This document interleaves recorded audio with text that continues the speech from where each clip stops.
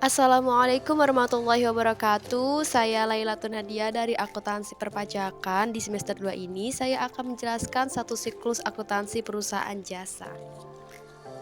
Untuk lebih jelasnya, mari kita simak videonya sampai habis. Soal Nyonya Lina membuka usaha jasa pariwisata yang diberi nama Pesona Indah. Berikut ini adalah transaksinya. Pembahasan Nyonya Lina menanamkan modal sebesar 25 juta sebagai modal awal. Nah, dalam jurnalnya adalah kas pada modal sebesar 25 juta. Tanggal 3 membayar sewa ruko untuk 3 bulan sebesar 900 ribu. Maka pada jurnalnya adalah sewa dibayar di muka pada kas sebesar 900 ribu.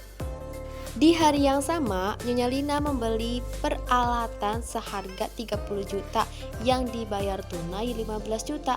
Artinya, peralatan didebet dengan harga 30 juta, kas dikredit dengan sebesar 15 juta dan utang usaha dikredit sebesar 15 juta.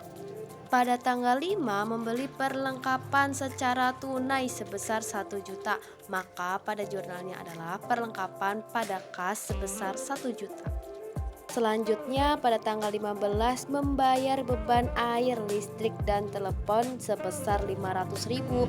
Maka jurnalnya adalah beban air, listrik, dan telepon didebet sebesar 500 ribu dan kas dikredit sebesar 500 ribu. Tanggal 20 membayar gaji karyawan sebesar 3 juta, maka jurnalnya adalah beban gaji sebesar 3 juta didebet dan kas sebesar 3 juta dikredit.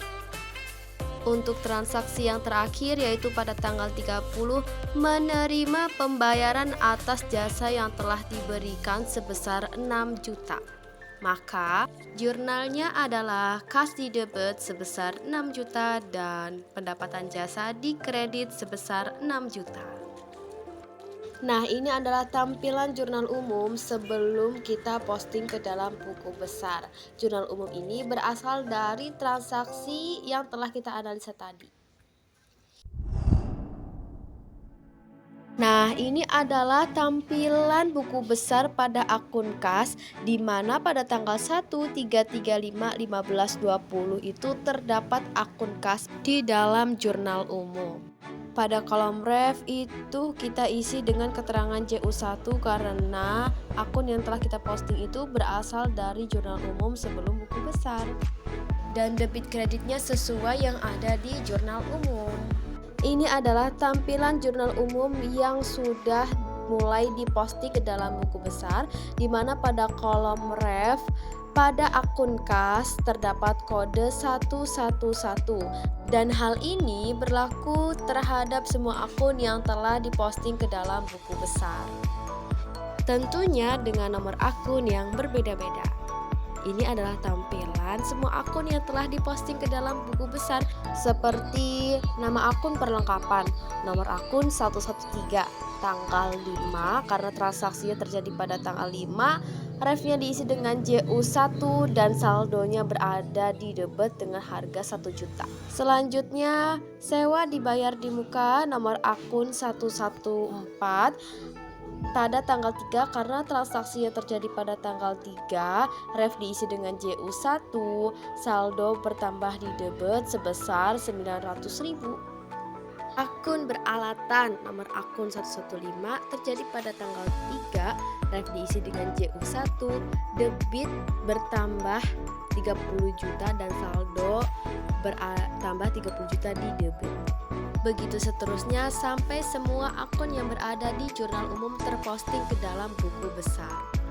Ini adalah tampilan jurnal umum yang mana semua akun yang ada di dalam jurnal umum sudah terposting ke dalam buku besar, sehingga pada kolom ref di dalam jurnal umum sudah terisi nomor atau kode akun. Setelah semua transaksi sudah dicatat di dalam jurnal umum dan buku besar, langkah selanjutnya yaitu membuat neraca saldo. Fungsi dari neraca saldo sendiri adalah untuk mengetahui saldo pada akun. Dengan cara melihat di buku besar, di sini ada akun kas dengan saldo normal di sebelah debit sebesar 10.600.000. Maka kita tuliskan ke dalam neraca, yaitu kas dengan nomor akun 111 berada di sebelah debit sebesar 10.600.000. Begitu seterusnya. Setelah semua akun sudah dipindahkan ke dalam neraca dan hasilnya pun seimbang antara debit dan kredit, maka langkah selanjutnya yaitu kita membuat AJP atau ayat jurnal penyesuaian. Ini adalah data penyesuaian per 31 Desember 2019. Pada poin pertama yaitu perlengkapan yang tersisa 400.000. Maka kita tulis dalam AJP-nya adalah beban perlengkapan pada perlengkapan sebesar 600.000. Kenapa 600.000? Karena pada neraca saldo perlengkapan terdapat saldo 1 juta dikurangkan dengan data penyesuaian yang tersisa 400.000 sehingga dalam AJP-nya yaitu 600.000. Selanjutnya pada poin kedua yaitu penyusutan peralatan. Maka dalam AJP-nya kita tulis beban penyusutan peralatan pada akumulasi penyusutan peralatan sebesar 5.000. Kenapa langsung 5.000? Karena di dalam neraca saldo tidak ada akun beban penyusutan peralatan maupun akumulasi penyusutan peralatan, sehingga kita langsung tulis saja sebesar 5.000. Selanjutnya pada poin ketiga, sewa telah jatuh tempo 1 bulan. Nah, maka dalam AJP-nya kita tulis beban sewa pada sewa dibayar di muka sebesar 300.000. Kenapa 300.000? Karena pada awal transaksi di keterangannya adalah untuk membayar sewa ruko selama 3 bulan sebesar 900.000. Artinya 900.000 dibagi 3 menjadi 300.000. Sewa 1 bulan ruko tersebut sebesar 300.000. Nah, transaksi itu terjadi pada bulan Desember, maka dicatatlah dalam AJP-nya adalah beban sewa pada sewa dibayar di muka. Selanjutnya pada poin keempat, gaji yang masih harus dibayar sebesar 1.500.000, maka AJP-nya adalah beban gaji pada utang gaji sebesar 1.500.000. Poin terakhir yaitu yang kelima adalah pendapatan yang harus diterima sebesar 4 juta, maka AJP-nya adalah piutang pada pendapatan sebesar 4 juta. Tibalah di worksheet atau lembar kerja. Di dalam lembar kerja ini terdapat neraca saldo, jurnal penyesuaian, neraca disesuaikan, laba rugi, dan neraca. Tentunya dengan debit dan kreditnya. Untuk kolom neraca saldo itu diisi dari saldo neraca saldo yang telah kita buat. Nah, untuk jurnal penyesuaian itu diisi dari saldo yang telah kita buat di dalam jurnal penyesuaian yang tadi. Nah, sekarang kita akan menghitung neraca disesuaikan. Nah, bagaimana sih cara ngitungnya?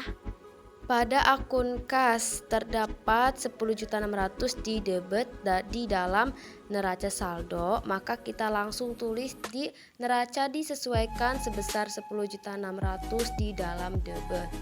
Yang kedua, piutang terdapat 4 juta di dalam jurnal penyesuaian sebelah debit, maka kita langsung tulis di neraca disesuaikan sebesar 4 juta di sebelah debit. Nah, kemudian perlengkapan di dalam neraca saldo sebesar 1 juta. Di dalam jurnal penyesuaian sebesar 600.000, maka kita kurangkan 1 juta dikurang 600.000 hasilnya 400.000, kita taruh di sebelah debit di dalam neraca disesuaikan.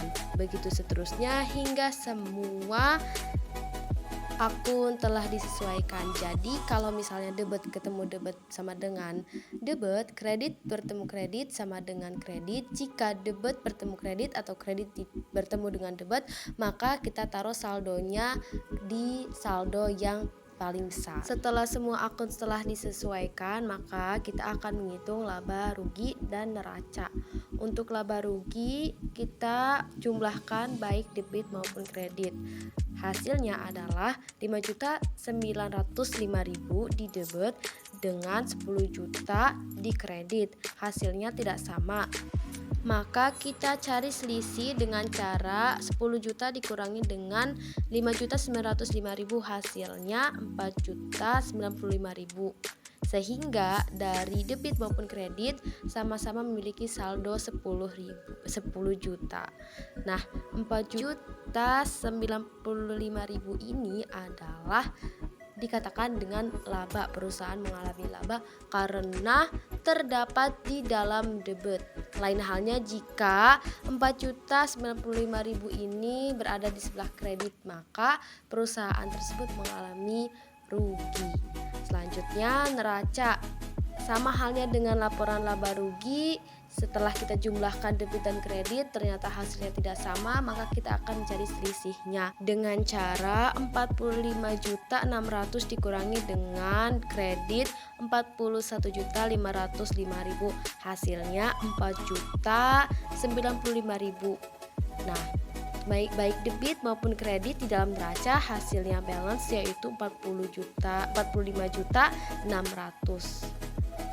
Dan dalam selisih laba rugi maupun neraca itu sama, yaitu sebesar 4.095.000. Tahap selanjutnya yaitu laporan keuangan. Dalam laporan keuangan ini terbagi menjadi 3, yaitu laporan laba rugi, laporan perubahan modal, dan laporan posisi keuangan. Yang pertama adalah laporan laba rugi. Laporan laba rugi ini terdiri dari akun pendapatan dan beban, di mana total akun pendapatan dikurangi dengan total akun beban, yaitu 10 juta dikurangi dengan 5.905.000, hasilnya adalah 4.095.000. 4.095.000 ini adalah laba bersih. Yang kedua adalah laporan perubahan modal yang terdiri dari modal awal, laba bersih. Kalau ada prive kita tambahkan prive, kalau tidak ada langsung aja ke modal akhir. Jadi modal awal di sini 25 juta ditambah laba bersih yaitu 4.095.000. Hasilnya adalah modal akhir sebesar 29.095.000. Yang ketiga adalah laporan posisi keuangan. Di sini ada aset atau harta, liability atau utang, dan equity atau modal. Nah, di dalam aset terdapat aset tetap dan aset lancar, di mana aset tetap itu terdiri dari kas, piutang, perlengkapan, sewa dibayar di muka. Semuanya dijumlahkan dengan jumlah aset tetap sebesar 15.600.000. Yang kedua yaitu aset lancar terdiri dari peralatan dikurangi akumulasi penyusutan dengan jumlah 29.995.000. Hasilnya 15.600.000 ditambah 29.995.000 adalah 40.595.000. Selanjutnya utang atau liability terdapat 2, yaitu utang usaha sebesar 15 juta dan utang gaji sebesar 1.500.000. Jika dijumlahkan hasilnya 16.500.000. Selanjutnya equity atau modal. Nah, modal akhirnya adalah 29.095.000. Jika ditambahkan total utang dan modal, maka akan sama dengan total aset yaitu 45.595.000. Di mana kita mengetahui bahwa aset sama dengan liability ditambah equity, atau harta sama dengan utang ditambah modal. Selanjutnya adalah jurnal penutup. Seperti bentuk jurnal pada umumnya, terdapat tanggal, uraian, ref, debit, dan kredit. Akan tetapi pada jurnal penutup saldo normal pendapatan berubah menjadi di debit dengan saldo 10 juta, lalu kreditnya dengan ikhtisar laba rugi saldo 10 juta. Selanjutnya pada tanggal 31 sama ikhtisar laba rugi di sebelah kredit 5.905.000. Dan ini adalah hasil dari beban-beban yang ada di dalam transaksi tersebut. Selanjutnya adalah modal di sebelah kredit sebesar 4.095.000 dan ikhtisar laba rugi di debit dengan total yang sama yaitu 4.095.000. Jika ditotalkan masing-masing debit maupun kredit sebesar 20 juta.